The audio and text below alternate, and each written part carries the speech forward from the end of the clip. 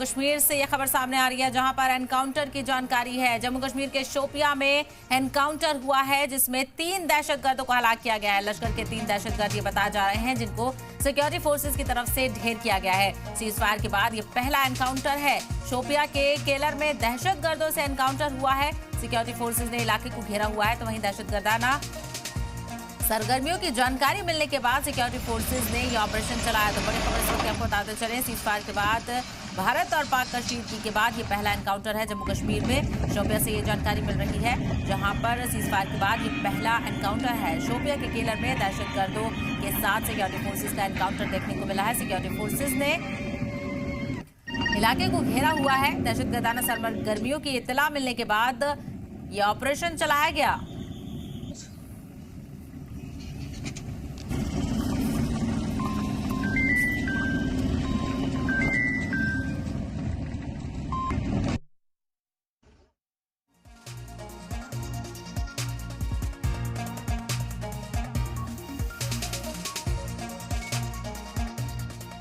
के बीच झड़प देखने को मिली। हालांकि सिक्योरिटी फोर्सेज ने कामयाबी हासिल करते हुए 3 दहशतगर्दों को ढेर कर दिया है। तो बड़ी जानकारी आपको बताते चले, जम्मू कश्मीर के शोपिया से ये सामने आ रही है। शोपिया एनकाउंटर में 3 दहशतगर्द हलाक कर दिए गए हैं। हालांकि दहशतगर्दों की शिनाख्त को लेकर अभी जानकारी साझा नहीं की गई है। फिलहाल और भी जानकारी हासिल करने की कोशिश करेंगे, लेकिन लश्कर के ये 3 दहशतगर्द बताए जा रहे हैं जिनसे एनकाउंटर के दरमियान इनको ढेर कर दिया गया है। तो सिक्योरिटी फोर्सेज ने सीज फायर के बाद पहला एनकाउंटर यहां पर अंजाम दिया और कामयाबी हासिल की है। ज्यादा जानकारी हासिल करते हैं हमारे नुमाइंदे फारूक मानी इस वक्त हमारे साथ जुड़ गए हैं। फारूक, एनकाउंटर के हवाले से क्या कुछ जानकारी मिल रही है? देखिए, एक सूचना के आधार पर यह सर्च ऑपरेशन शुरू किया गया था। शुक्रू केलर जो उत्तरी दक्षिणी कश्मीर का शोपियान इलाका है, और जो ही सुरक्षा बल और जम्मू कश्मीर पुलिस का जॉइंट ऑपरेशन शुरू किया गया तो मिलिटेंटों के नज़दीक जो ही टीम पहुंची तो उन्होंने सुरक्षा बलों को देखकर फायर किया। उसके बाद ये मुठभेड़ शुरू हो गई और अब जो जानकारी आ रही है कि 3 मिलिटेंट इसमें मारे गए हैं, जो कि LET से तीनों मिलिटेंट हैं। और इसमें बताया जा रहा है, जो सूत्रों के हवाले से खबर आ रही है कि 2 विदेशी मिलिटेंट भी शामिल हैं और इसके अलावा एक स्थानीय मिलिटेंट भी शामिल हैं। फिलहाल तीनों के पास जो है AK-47 राइफल जो हैं वो रिकवर कर दी गई हैं और अभी भी सर्च ऑपरेशन फिलहाल चल रहा है।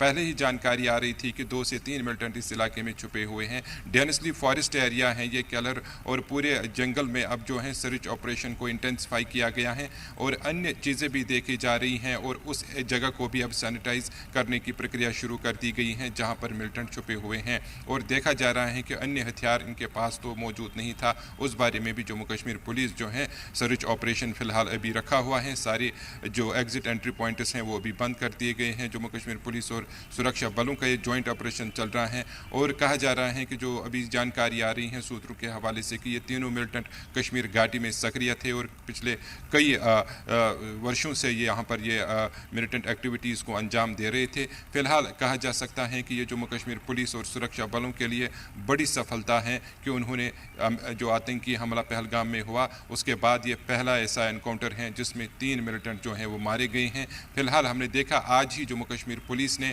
जिस तरीके से पहलगाम आतंकियों के जो उसमें शामिल लोग थे मिलिटेंट, तो उनके तीनों के जो फ़ोटो हैं वो जारी किए और जगह जगह पे दक्षिणी कश्मीर के इलाकों में उनको पोस्टर्स जो हैं चस्पा किया गया और लोगों को कहा गया जो भी इन मिलिटेंटों के बारे में जानकारी देगा उसे 20 लाख रुपए की जो राशि है वो दी जाएगी।